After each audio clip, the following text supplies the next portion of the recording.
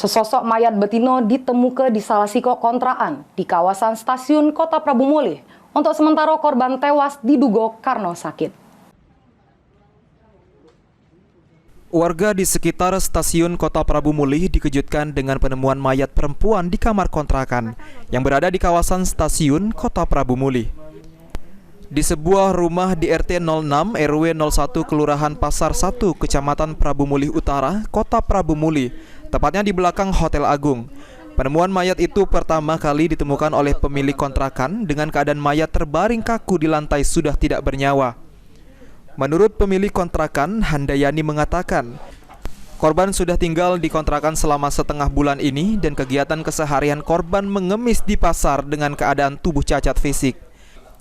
Tidak ada identitas korban yang ditemukan. Menurut pemilik kontrakan, korban bernama Ria dengan umur sekitar 46 tahun yang merupakan warga Tanjung Batu, Kabupaten Ogan Ilir. Setelah mendapat laporan, petugas kepolisian langsung turun ke lokasi guna melakukan olah TKP. Mayat ini bagian ini yang punya kos ini tadi laporan ke rumah sekitar jam 1.